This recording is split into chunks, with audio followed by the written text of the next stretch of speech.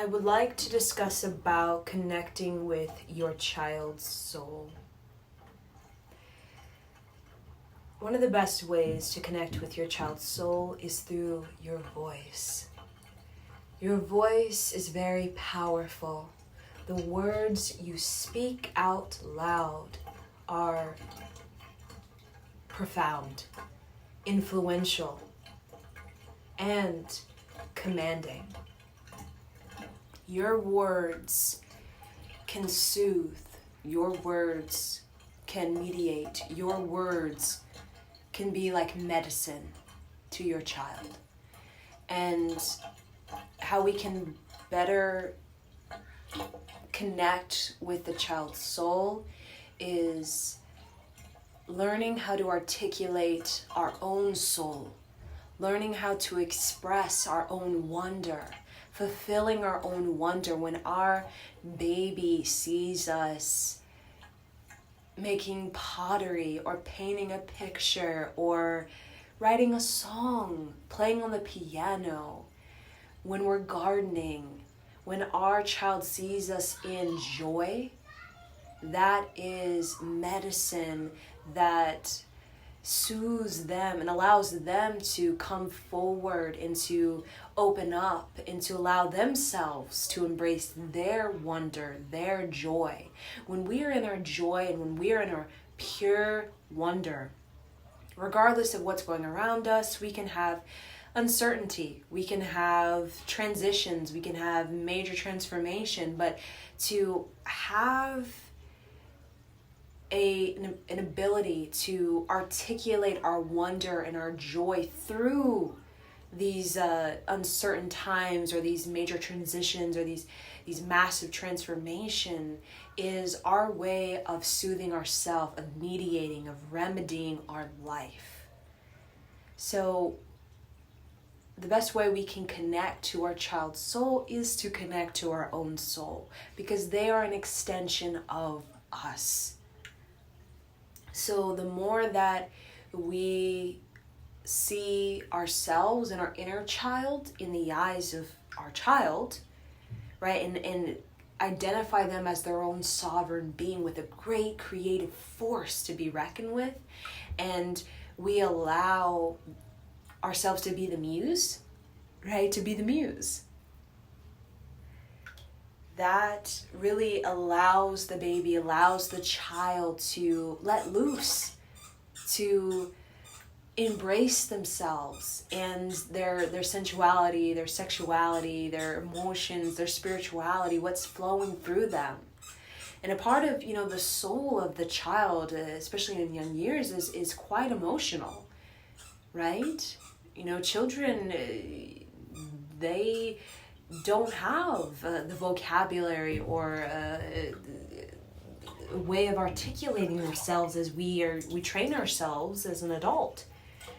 But even as an adult, we have this large vocabulary. We may even know multiple languages, but do we really know how to articulate these feelings in a way we can experience anger and frustration and sadness without going off the deep end and without getting all negative and judgmental towards ourselves about having feelings of grief or guilt or regret, right? We associate these emotions as depression, right?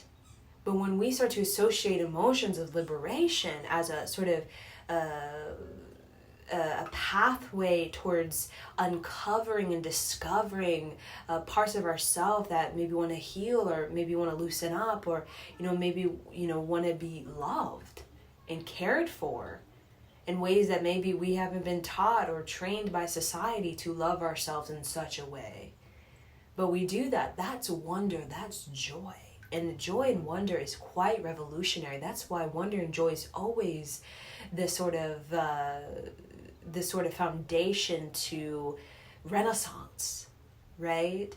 And wonder and joy, it can be vigorous, it can be passionate, it can be full of resilience and somewhat frustration as you're trying to you're moving forward, and you're creating pottery, or you're creating a painting, and you're having to practice, and you're having to see it through, and you're having to learn how to sort of moderation, and how to spend your time, and how to be well-rounded, right? In a life where we are multitasking quite, all the time. So, connecting with our soul, our child's soul, is also connecting with our heart, right? The masculine force within us, the feminine force within us, the higher self that is in us, which is, that, like I say, that spine. When you sit up tall, when you meditate, you tuck in the chin, you open the heart, shoulders roll back, right? Like a ballerina. That's a sort of posture of dignity, a posture of, I see myself as royal. I look to myself as a wisdom keeper. I look to myself as I look to myself highly, right? I look to myself with self-worth and self-esteem, right? And when we build a practice and a ritual of that, that is that sort of unspoken way of communicating with our child. Like, articulation doesn't always have to be the voice we think of as talk. Kids are subtle. They don't need you to talk for them to really pick up on your vibes, right? A lot of our real vibes are not even spoken, right? Because kids are so subtle from 0 to 9 in many ways, until they get into the, the father zone, right? When they start to get into the world and school and these type of things, which is very, masculine and extroverted and these type of things. Children are very subtle. Connecting with their soul is very subtle. It can be very much just showing them the joy and wonder through your own ritual with your garden, or in the way that you wake up and you do a prayer, or you bow, or when you bring reverence to yourself. And I think being in the United States of America, especially as mothers, in many ways, we taught to be businesswoman, be a businesswoman, and be a wife, and you have your kids, but we're just now starting to look at the importance of the continuing our self-care, right? Which is, again, self-care is you getting tapped into your voice. Because our voice is not just, what we're saying. There's an unspoken voice. There's words that are streaming through us. You call it, inner dialogue, where there's certain things we need. And kids, they will really reflect to you in ways that you have been neglecting yourself, right? In the way that you feel, the way that you feel maybe somewhat off, or you feel somewhat malnourished, or you feel somewhat disconnected to yourself. Because when you're with your child, it's like your baby, you're with this purely nourished and fruitful and rich energy, right? And you get to see in what way, am I allowing the richness of my inner child, of the baby in me, to experience this sense of completion, this sense of, and it doesn't even have to be long. It's really just this completely of sort of taking off the external wanting, and the external, competing, comparing, contrasting, and complaining, and really become that internal haven within ourselves, and in creating an atmosphere, an environment of that, lifestyle of that. That's us connecting with our child's soul, right? The child's soul is not the goodies, the goodie bags, and the treats, and the toys, and all of these nice shoes, and these clothes. I mean, we're taught that, getting things is a token of appreciation. So our love language, especially in the United States of America, is very much possessions, material things. That's kind of like a love language, right? But the child's soul, the love language, will say, is very much feeling based. It's very much feeling based in being seen, being heard. And I think, because we have a lot going on in our world, and things feel hasty, we feel very uncertain, we feel very shaky, to really find that place within ourselves where we can really be patient with ourselves, and where we can really allow the wonder and the joy and the fullness of our attention to be given. So the fullness of our attention is our voice. Think about when you're doing something that makes you very proud, or you're doing something that is, makes you feel successful, or makes you feel great, or it just makes you feel so good. What are you doing? You're giving your fullness attention to it, right? Even if it's a moment, even if it's an hour, and it's just, wow, like this is really filling me up and making me feel nurtured. It's like medicine to me. You're just fully in it, and you're kind of childlike with it, where the external world is all about what's next. It's all about get out of the moment and chase whatever is out there, like a bone on a head of a dog that he can never get. And we're just running and running and running, trying to grab this, that, and we never really can kind of integrate or even really process any of it, because we're always just kind of looking for more information to kind of fill up our already kind of informed state of being. But being informed doesn't necessarily mean that we're sensitized, that we're actually receiving knowledge, that we're actually having a greater experience of our own joy or wonder. It's just kind of, we're doing it on autopilot, just as a Aquarian age type of new way of kind of going through things. So, the wonder and the joy is the way to connect. And the voice, singing, again, singing is just an expression, but there's so many expressions, like I've mentioned.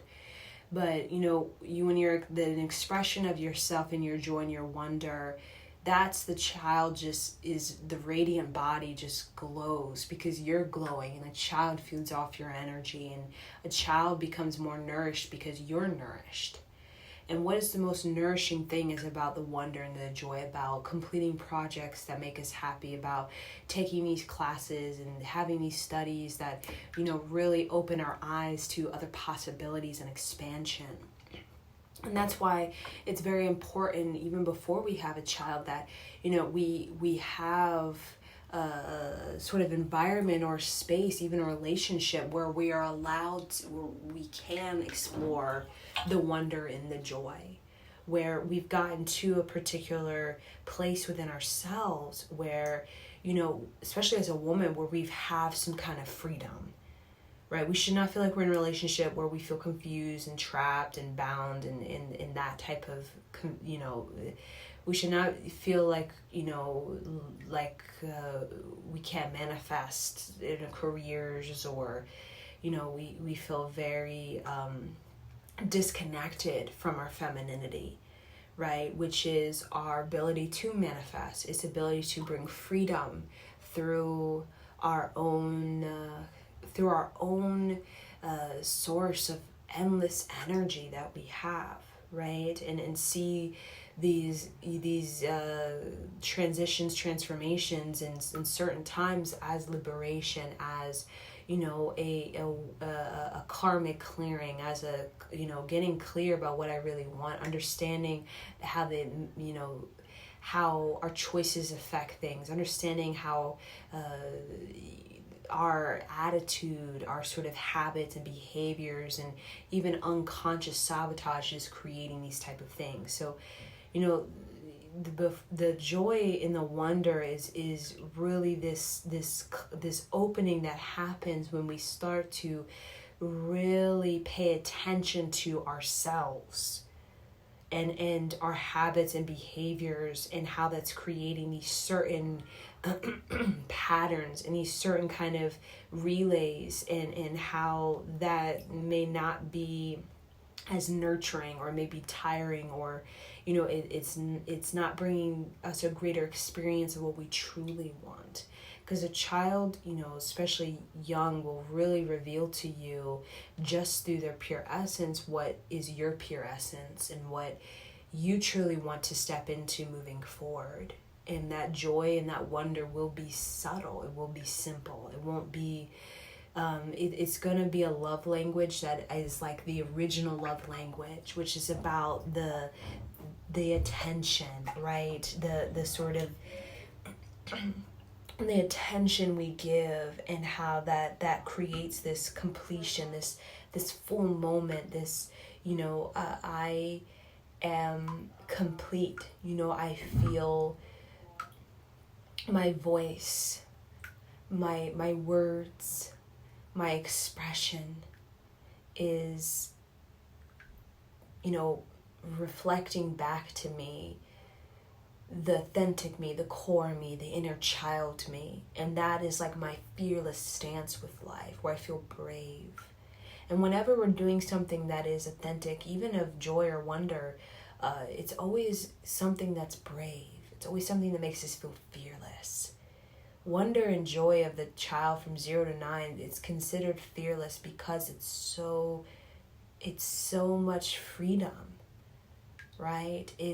There's absolutely no fear or sense of worry about the uncertainty and the constant transitions and crises and major transformations that adults, we get so externalized about. We feel like we can't trust ourselves. We get so even obsessed with what's next, and obsessed with our downfall and how we're not doing it right, or how we're at a disadvantage, right? Well, the inward part of ourselves, that joy and wonder, is always seeking an opportunity to discover new ways of doing things, of choices, of habits, behaviors, routines that can be altered so that there can be more nourishment, right? Even friends, partnerships, home environment, possessions, all of that. In that inner core of us, that inner child, it's an opportunity to sort of remodel, renovate, reinvent, create sort of a revolution with it, even if it's something that's quite brave, because that always brings renaissance.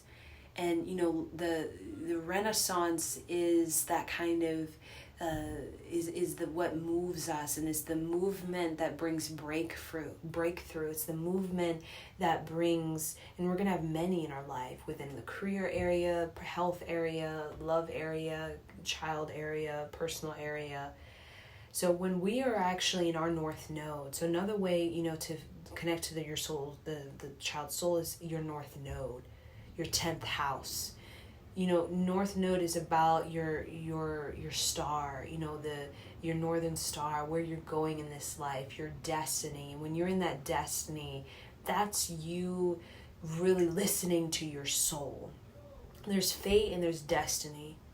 Fate is very much kind of given to you by your ancestors, by your parents, by society, and what's been and what has been and what wants to be through you, based off of just the momentum that has been, right? But destiny is about free will. Destiny is about you taking accountability, and it's about you really leveling up, and about you deciding to listen to your soul and find substance and meaning, and find a sort of guidance system in your soul, to find comfort, to find nourishment, patience, resilience, friendship with that, right? And that kind of potentiates you into these unknown areas that reveal themselves to be these great sort of movements of authenticity, mapping out your life and showing you how you can bring more of your talents or gives more of your sort of self-discovery of your wisdom and your personal power or your grit or your bravery to the forefront. And your expression is your driving force. Your expression is your projection for intention, your projection for direction.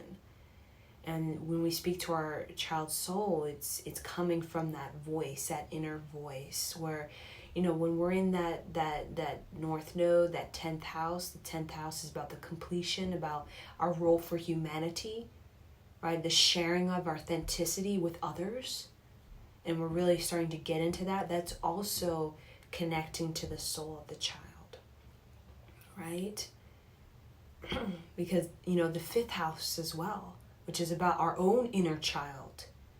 When you connect to that, that's also connecting to the soul of the child. When you're starting to align with these natural rhythms that want to be, but require maybe a little bravery to really get going, that bravery is they're connecting to your child's soul. And it's subtle, like I said, it's not talking or material stuff.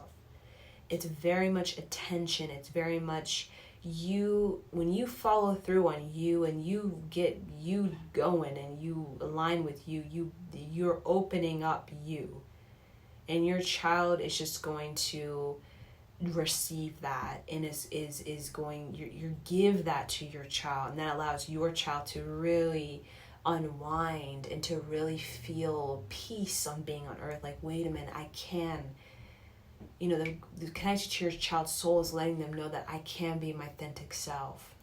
I can be gifted. I can be me. I can be, you know, my starseed self. I can belong, right? Because you are showing that you feel a belonging. Belonging is, in many ways, it requires bravery. To use your voice in a way that's constructive on a planet where we use it to belittle and ridicule and all kinds of weird dramas and, you know, scandals stuff. When you're using your voice to build yourself up in the mirror, or to create yourself and to rehabilitate yourself, correct yourself, to construct yourself, that is perfect way to connect to your child's soul. Because that's what they want to do. They naturally are already in their north node, their 10th house in many ways, and they're in their alignment with their 5th house, because they're just already in the authentic self, right? They've already kind of in it. It's just a matter of fact of, you know, building that in the you know, building that up and maintaining it and creating a practice with that. Not letting the external world try to disturb that and create interference and kind of sort of a dissonance or arrhythmia with that, where we start to get out of alignment and get confused by what's natural, because we compare what's natural for us with what is kind of told about us. So when you start to clear out what's told about you and you start to align with what's natural to you, right? Your inner child, your 10th house, your 5th house, right? Your north node, your moon. The moon is also about the child. It's also about the ma, the feminine energy in you. And you find that belonging, that child is going to feel that. Is going to feel the subtlety of you is enough. You feel enough. So you're not chasing the bone like a dog. You're not doing all this, you know, comparing, competing, contrasting, running around. Your tension is everywhere. You feel insecure about this because you don't feel like you belong. So you gotta work harder. You feel like you're not good enough for a partner, so you gotta do this, gotta do that enhancement.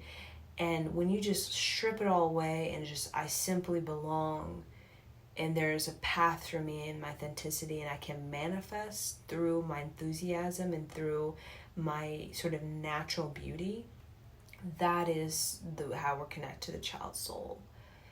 Because that's saying that, you know, the destiny of me is fulfilled and the completion of me is happening now, because I am opening up my joy and wonder, and I'm actually really going for it, and I'm creating bravery about it, and I'm allowing to really create a space, an environment, a relationship, a relay with it. And that's what kids want. They want a relationship with their own wonder and joy, right? Because that's their soul right there, and they have no external type of relationship until they get maybe 9 and then older, right? So that's how we speak to them, and that joy and wonder is not baby talk. It's not, sweet talk. It's, I am connecting to creation in me. Even if you're talking to them about astrology, even if you're talking, they're like 2, talking to them about the garden, talking to them about horses, something that actually feeds you, nourishes you, gives you a sort of, a sincerity, a sort of innocence to you, where you're like, well, wow, like I just feel so expanded, and I feel so, this is medicine. I feel a greater connection to creation and earth, and more appreciation for earth. Your appreciation for earth and Mother Gaia is exactly your communication to your child. And you don't even need to speak to them directly. They can just feel it, because they're all about feeling. So when you get into your feelings and you start to pay attention to your feelings and understand your child is reflecting your feelings, probably unconscious, probably even deep within, that you've been burrowing in and lying to yourself about for years, then your feelings, you start to articulate them, express them, you start to learn how to mediate and moderate and remedy, and you're starting to learn how to flow your feelings inside you in a way that builds you up, that gives you discovery and helps you uncover what really needs to be cleared, or what really needs to be moved, or what really wants to evolve in you. And when you start to obey that and start to really go for that, your child is going to be just in awe. Because when you appreciate the earth, you appreciate your feelings. They're one and the same. Your feelings is Mother Gaia. The earth is your feelings. And when we don't take care of our feelings, the earth is just kind of, we don't really have a sense of connection to earth. The natural earth. Right? So your appreciation for earth comes from your closeness with your own feelings, and you having a slowness, a steadiness, a patience, a sort of practice of your own inner child, your own wonder and joy, that kind of brings you a relationship, a partner, a partnership, a home environment, in a sort of space, a householder space, where you and your spouse and your child can really kind of move more into this inner space of together we are